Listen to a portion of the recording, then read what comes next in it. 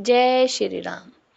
आइए आगे सुनते हैं श्री शिव पुराण में वराह कल्प में होने वाले शिवजी के प्रथम अवतार से लेकर नवम ऋषभ अवतार तक का वर्णन। नंदीश्वर जी कहते हैं, सर्वज्ञ सनत कुमार जी, एक बार रुद्र ने हर्षित होकर ब्रह्मा जी से शंकर के चरित्र का प्रेम पूर्वक वर्णन किया था। वह चरित्र सदा परम सुखदायक है, इसे तुम श्रवण करो। वह चरित्र इस प्रकार है। शिवजी ने कहा था, ब्रह्मा, वराह कल्प के 7वें मनवंतर में संपूर्ण लोगों को प्रकाशित करने वाले भगवान कल्पेश्वर जो तुम्हारे प्रपौत्र हैं, वे वस्त मनु के पुत्र होंगे। तब उस मनवंतर की चतुर्युगों के किसी द्वापर युग में मैं लोगों के अनुग्रह करने पर तथा ब्राह्मणों का हित करने के लिए प्रकट होऊंगा। ब्रह्मा युग प्रवृत्ति के अनुसार उस प्रथम चतुर्युगी के प्रथम द्वापर युग में जब प्रभु स्वयं ही व्यास होंगे, तब मैं उस कलयुग के अंत में ब्राह्मणों के हितार्थ शिवा सहित श्वेत नामक महामुनि होकर प्रकट होऊंगा। उस समय हिमालय के रमणीय शिखर छागल नामक पर्वत श्रेष्ठ पर मेरे शिखाधारी 4 शिष्य उत्पन्न होंगे। उनके नाम होंगे श्वेत, श्वेतशिख, श्वेताश्व और श्वेतलोहित।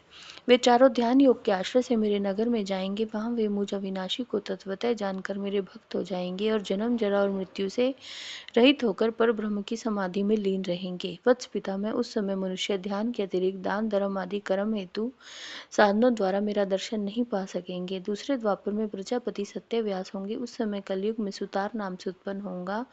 वहां भी मेरे दुंदुभि, शत्रु, ऋषिक और केतुमान नामक 4 वेदवादी द्विशिष्य होंगे। वे चारों ध्यान योग के बल से मेरे नगर को जाएंगे और मुझ अविनाशी को तत्वतः जानकर मुक्त हो जाएंगे। तीसरे द्वापर में जब भार्गव नामक व्यास होंगे, तब मैं भी नगर के निकट ही दमन, विशोक, विशेष नाम से प्रकट होऊंगा। उस समय भी मेरे विशोक, विशेष, विपाप और पाप नाशन नामक 4 पुत्र होंगे। चतुरानन, उस अवतार में मैं शिष्यों के साथ ले व्यास की सहायता करूंगा। मैं उस कलयुग निवृत्ति मार्ग को सुदृढ़ बनाऊंगा। चौथे द्वापर में जब अंगिरा व्यास कहे जाएंगे, उस समय सुहोत्र नाम से अवतार लूंगा। उस समय भी मेरे 4 योग साधक महात्मा पुत्र होंगे। ब्रह्मा, उनके नाम होंगे सुमुख, दुर्मुख, दुर्दम और दुर्तिक्रम। उस अवसर पर भी उन शिष्यों के साथ मैं व्यास की सहायता में लगा रहूंगा। 5वें द्वापर में सविता व्यास नाम से कहे जाएंगे। जब मैं कंक नामक महातपस्वी योगी होऊंगा। ब्रह्मा, वहां भी मेरे 4 योग साधक महात्मा पुत्र होंगे। उनके नाम बताता हूँ, सुनो। सनक, सनातन, प्रभावशाली सनंदन और सर्वव्यापक निर्मल तथा अहंकार रहित सनत कुमार।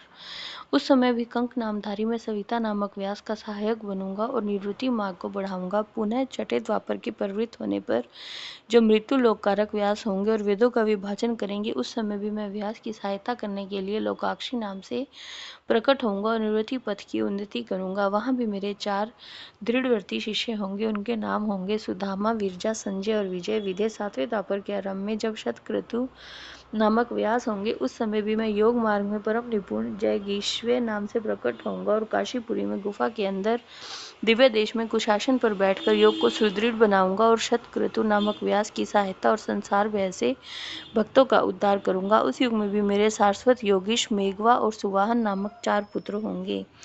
8वें द्वापर के आने पर मुनिवर वशिष्ठ वेदों का विभाजन करने वाले वेद व्यास होंगे। योग वितम, उस युग में भी मैं दधिवाहन नाम से अवतार लूंगा और व्यास की सहायता करूंगा। उस समय कपिल, आसुरी, पंशिक और शाल्वल नाम से मेरे 4 योगी पुत्र उत्पन्न होंगे जो मेरे ही समान होंगे। ब्रह्मा, नवीं चतुर्युगी के द्वापर में मुनि श्रेष्ठ सारस्वत व्यास नाम से प्रसिद्ध होंगे।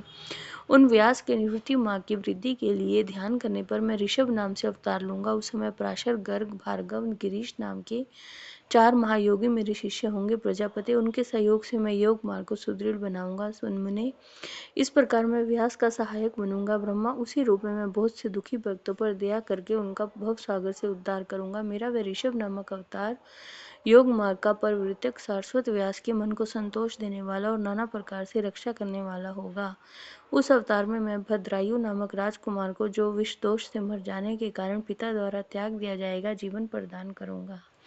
तदंतर उस राजपुत्र की आयु के 16वें वर्ष में ऋषभ ऋषि, जो मेरे ही अंश के घर पधारेंगे। प्रजापति, उस राजकुमार द्वारा पूजित होने पर वे सद्रूपधारी कृपाल मुनि उसे राजधर्म का उपदेश करेंगे। तत्पश्चात वे दीन मत्सल मुनि हर्षित चित्त से उसे दिव्य कवच, शंख और संपूर्ण शत्रुओं का विनाश करने वाला एक चमकीला खड्ग प्रदान करेंगे। फिर कृपा पूर्वक उसके शरीर पर भस्म लगाकर उसे 12,000 हाथियों का बल भी देंगे। यूं माता सहित भद्रायु को भली भांति आश्वासन देकर और उन दोनों द्वारा पूजित होकर भावशाली ऋषभ मुनि स्वेच्छानुसार चले जाएंगे। ब्रह्मा, तब राज ऋषि भद्रायु भी रिपु गणों को जीतकर और कीर्ति मालिनी के साथ विवाह करके धर्मपूर्वक राज्य करेगा। मुने मुझ शंकर का वह ऋषभ नामक नवा अवतार ऐसा प्रभाव वाला होगा, वह ऋतुओं सत्पुरुषों की गति तथा दिनों के लिए बंधु साहित्यकारी होगा। मैंने उसका वर्णन तुम्हें सुना दिया। यह ऋषभ चरित्र परम पावन, महान तथा स्वर्ग और यश और आयु को देने वाला है, अतः इसे प्रयत्न पूर्वक सुनाना चाहिए। जय श्री राम।